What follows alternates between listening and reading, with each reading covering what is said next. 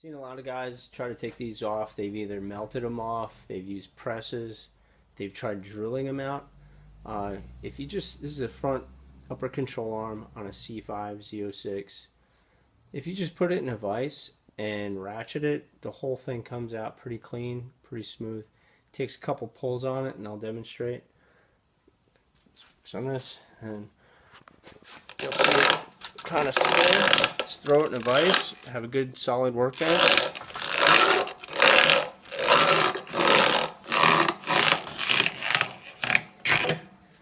Seen guys try to cut this lip off. I saw a guy in a video almost cut his hand doing it. It's not worth it. So at this point, it's off. Insides of these, pretty clean. And then what I do at this point is I'm going to just take a drill.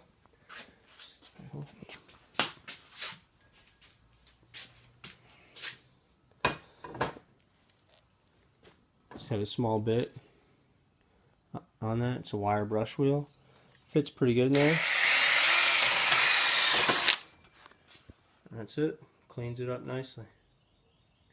That took all of, what, 2 minutes? Yeah. Alright, now to get the rubber off this control mount, what I've done, did it on the other side. I took a hacksaw and I cut down, tried to get as much rubber off. Keeps the fire department from coming out, although it does sound like fun playing with fire and rubber, but this way we'll do it on this one. Who knows, maybe the next one will demonstrate burning it. But so what you're going to do is you're going to cut down, get as much of the rubber off of this, and then what we're going to do is transfer it onto a wire wheel to clean it up. So I'll give you a demo on the first run and what I'm doing here. Just kind of coming down, staying as close to the metal as I can.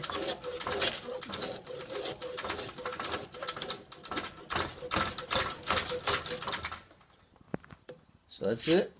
I got that right there, and then I'm going to work my way around, and then I'll clean it up on the wire wheel. I'll show you what it looks like when I get done. Alright, so check this out. This is what I did. I took the hacksaw, and I cut down vertically along the side of the mount, and so I got it down as close as I can, and then what I'm going to do at this point, I'm going to take it on the wire wheel. It should only take a few minutes on the wire wheel, and I'll clean this up nice and smooth. So I'll show you what it looks like when I'm done. Always check with your building code, the fire code, before you attempt to do this in a residential area. We haven't done that yet. We're going to do this anyway and see what happens. This is a method I've seen. I don't know how it works, but we're going to demonstrate. So here we go. Now if you like fire, which I do,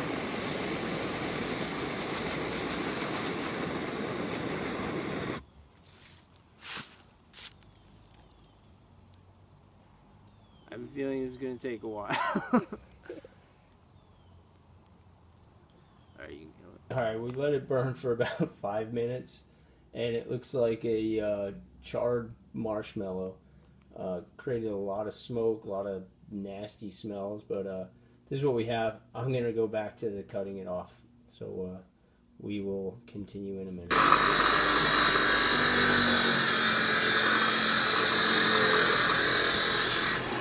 So if you just work it around, keep working around, and it'll clean it up nicely. And it only takes a few minutes to do this whole thing, so I'll show you what it looks like when I'm done. Alright, this is after the wire wheel. It's all cleaned up.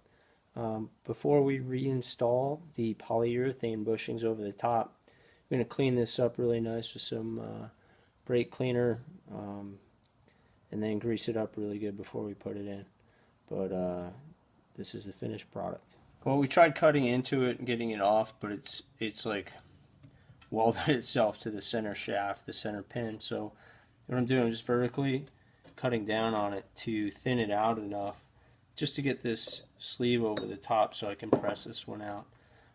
Ultimately, if you have a press, that's the way to go. I don't have one, so I'm improvising. So that's what I'm trying to demonstrate, that there is another way to do it. And we're still going at it.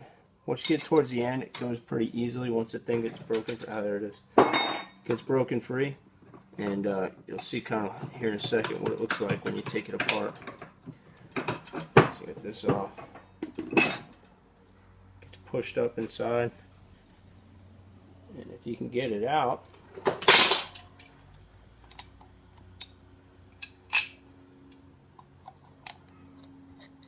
There it is. That's kind of what it looks like fully out. So same thing with this. We're going to knock this end of the washer off of the center sleeve, and then we're going to cut it down like we did on the other ones, and then grind it down so it's nice and smooth. But more to come. So here's the end result. You have your upper control arm, everything cleaned up, insides are cleaned up, and your lower control arm with the sleeves, your inserts, collars, whatever you want to call them, are cleaned up as well, ready to go in. So now I'm just waiting on delivery of the polyurethane bushings. We're getting ready to reinstall the polyurethane bushings, and we're going to start with the front upper control arms. You can see I have it started right now. What you need to do, this seems to be working out pretty well for me, is you want to press this into the bushing first before you put it on the control arm. So what I did is I crushed it in the vise a little bit, and just enough to get it started down into the bushing. And then right after that, this seemed to work out really well for me, was just really just hammer it on the rest of the way.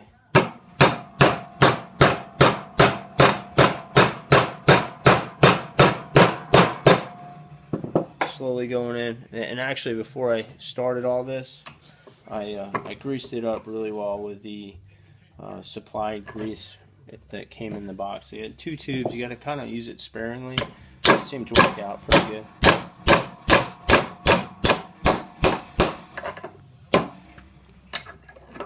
This up a little bit, and then you can see, not too bad. This grease is really sticky, so it you want to try to keep it everything as clean as you possibly can.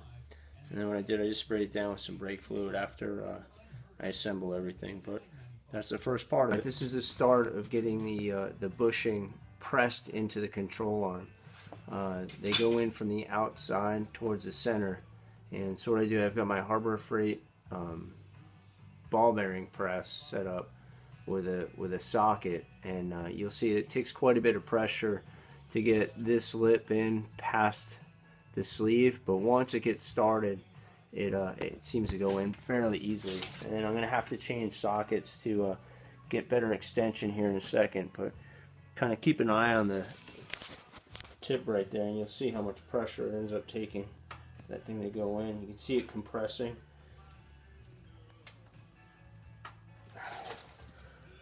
It'll slowly start. See how compressed it got?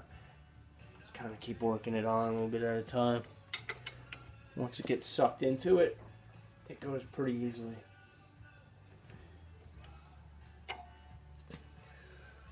And there it goes. Started in. So from there, alright, now we're going to install the lower control arm bushing. We got both surfaces that were really clean, and what we did, we took the energy suspension lubricant, this monkey snot stuff, and lubed it up really good. And what we do, this is the easy part, these go in from the outside in, so not too bad. It helps to have a vise, so what we're going to do is just get it started here. I say that, and like it's going to be an easy task. There you go, we just got it started. And then what I did was, what I'm going to do is put it in the vise here and press it in.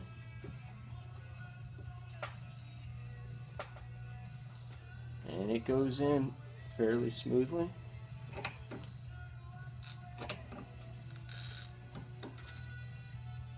There we go. And that last little bit we'll get when we put the inner sleeve in. I think it's going to be pretty important to clean all this stuff up after you're done, all that snot stuff. Otherwise it's going to collect a lot of dirt. But that's the first step in installing the lower control arm bushing. Alright, step 2, we have the inner collar sleeve, and we need to insert this into the polyurethane bushing. I found that if you just put it on the ground and slide this in a little bit to get it started, it seems to work pretty good. You can't get it all the way through your hand, at least I can't. And next part is just put it in the vise and press it the rest of the way in. Doesn't take much pressure with the vise, but it definitely makes it easier. tried hammering it. It didn't work. The urethane just made it bounce back. It's very elastic. Got that in, and then the last piece we've got is the inner washers. Put that in, that gets pressed into the inner sleeve.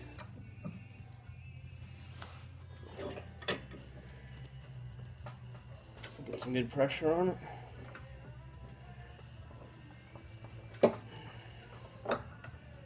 There you go. I think altogether the lower control arm assembly portion of it, maybe like 5 or 10 minutes.